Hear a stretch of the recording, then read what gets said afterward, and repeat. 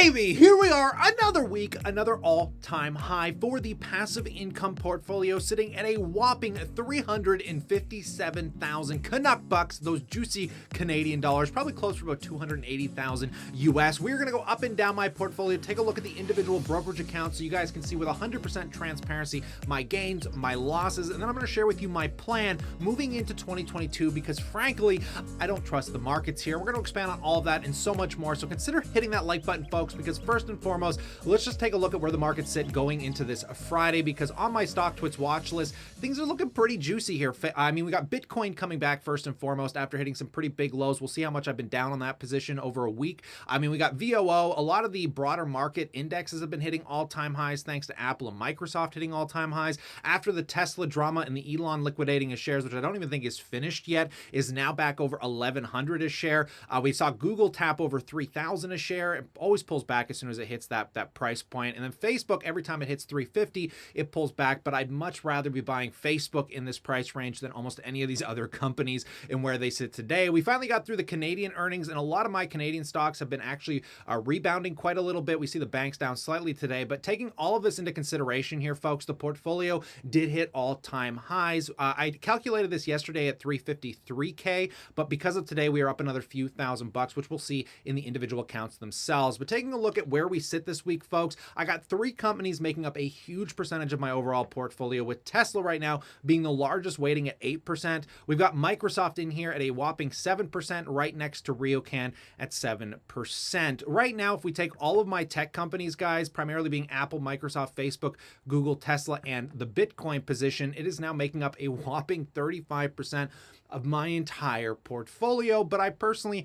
like it that way. Now, just talking about some of the holdings here, because everything has actually been doing very well for these for the entire portfolio, and we'll talk more about these individual companies when we get into the individual accounts. But let's talk about Bitcoin real quick, because it's been the most volatile. I now own over 12% of a Bitcoin. I haven't updated the full position here just yet, and that's primarily thanks to you guys that have been sponsoring me and joining me on Shakepay, which we'll mention in a second here. But right now, the Bitcoin position is right around $9,000. And yes, guys, because of Shakepay, I haven't had to actually contribute any of my own money to Bitcoin. Every time you guys sign up and use my referral link, you make 30 bucks, I make 30 bucks. And because you come in through the referral, you get this super awesome little promotion I talked about where you can shake your phone every day and you'll get these things called Shake Stats, where you'll basically be making, oh, those aren't Shake Stats. Here are the Shake Stats, where you can make, you start off with an incremental amount, but every day it goes up so long as you're signing into the app and shaking it. We can see I'm making about 60 cents a day right now using these Shake Stats. So again, use the referral link. I'm leaving it in the description below. Thank you guys, because that's how I've gotten over 12%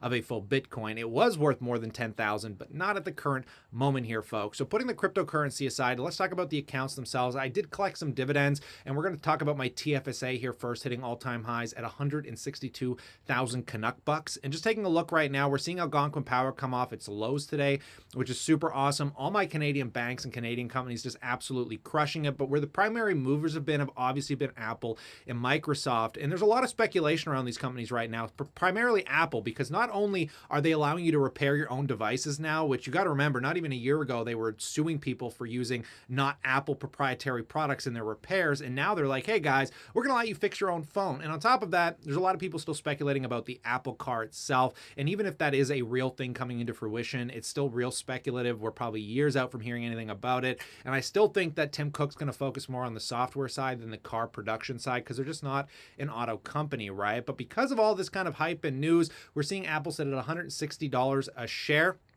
worth $2.63 trillion. Absolutely astounding. And we got Microsoft here, guys, sitting at $2.58 trillion. So Apple did surpass Microsoft yet again. So in the TFSA here, guys, I'm trying to be real cautious because unfortunately these tax-free savings accounts, while they do let you kind of perpetuate income for the rest of your life tax-free, you want to be very careful. And I'm trying to take less kind of risky investments in here, because if these stocks go down, you lose that contribution room forever. And coming into the next year, I'm going to be allowed to contribute another $6,000, and I'm not sure where I'm going to put it. It might be TD. I might add TELUS. I might continue to add Algonquin Power, but it's going to be primarily lifted into one of these Canadian companies. And I'm really happy with pretty much how everything sits in here. So let's just talk about my managed account, because this is where I'm probably going to move most of my capital around. This is just my regular brokerage account. Nothing too special about it. It's fully taxable. I got $150 in dividends this week, or primarily over the last few weeks, from my Canadian companies. But taking a look, guys, I'm going to sell Toronto Dominion Bank and I'm going to sell Bank of Nova Scotia. I'm going to use that capital for the contribution room for 2022 to the TFSA. And I'm still contemplating, not yet sure, if I'm going to sell Facebook down out of this account to kind of re-increase my dividends with things like TELUS as well. You can see most of my movements are going to be primarily driven toward Canadian companies because I get the best tax deductions. They're very stable, and it's just going to continue to increase my cash flow, which, by the way, still sits around $8,000 annually. I want to get that up a little bit higher. My goal, I wanted it to be by the end of this year, but clearly it's going to be more focused toward next year's getting this over $10,000 in annual dividends. So let's talk about the RR to the S to the P, the Registered Retirement Savings Plan. At the top of the list with J&J, some news came out. It's going to be splitting. We don't know exactly how this is going to look like, whether they're going to divvy up our shares into two separate companies, or if it's going to kind of operate under the umbrella of J&J, and they might just be a primary shareholder in the new public company.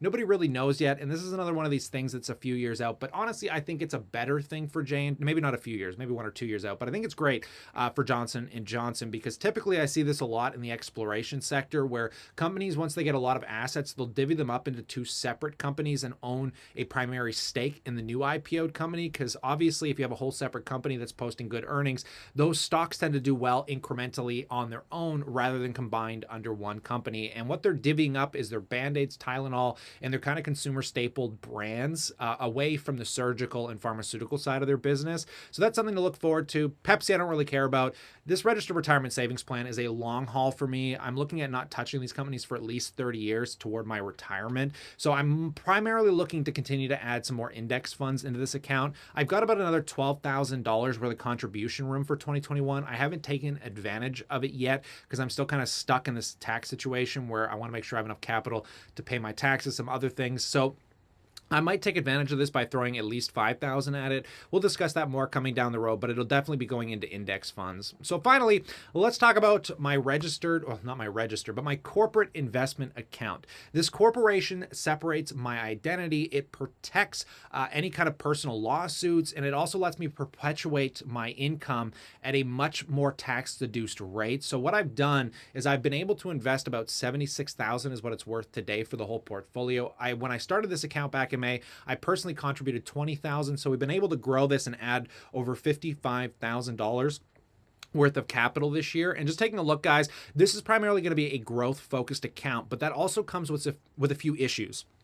The biggest issue, guys, is unfortunately because the tax rates on corporations in Ontario, Canada here are so low that if you're keeping that money and investing it passively over a long period of time, they will tax 50% of your capital gains. So technically, let's say I were to sell Tesla here, I would have to pay almost $4,000 or $5,000 in taxes on these gains, which is absolutely absurd. So what I'm going to be doing is opening up a margin account. And if I ever decide to use capital or leverage against these companies, not only will I get better tax benefits by doing that, but it prevents me from paying any of those capital gains, right? But we can see this kind of growth structure I've taken on has been muy bien for this account. I mean, we're up 31% since May just on the growth side of the business, and the only companies that are kind of hindering me here are my Canadian dividend companies like Algonquin Power, but I might add a few more dividend stocks just to make sure my basic bills can be covered, and then that way I can primarily just focus on growth. It's kind of like the best of both worlds. But yeah, so kind of encapsulating this, folks, what are my plans moving into 2022? Well, primarily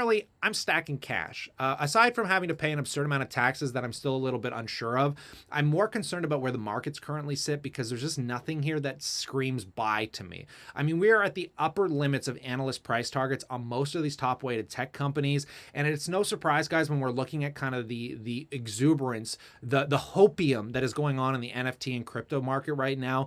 And for that fact of the matter, the real estate market, I just feel things are very stretched out. And because I've built out a wonderful base that makes me very happy with this portfolio, I just want to put myself in an emergency situation that if the markets take a 15 or 20% pullback, I have a lot of capital to throw at it. So I'm looking to open up these margin accounts. I haven't been using any of my line of credits. I mean, I have access to over $30,000 in credit already, but I want to expand that farther. Not using it, I may never use it, but to have the option is always nice, and to be completely debt-free when we come into these market corrections is going to benefit me greatly. So That's where I kind of sit with my feeling around the market right now. I just don't trust it. I wouldn't mind even getting into the real estate market, but it's completely nutty here right now. Real estate hit like another 20% high in some certain areas that I saw and where I live. So and I want to buy real estate eventually, right? So I feel like I'm going to park this. I'm still going to be contributing capital. I'm still going to be buying my dividend stocks every month with the reinvested dividends. And I'm still going to be cost averaging in here and there. I'm just not going to be nearly as aggressive as I have been.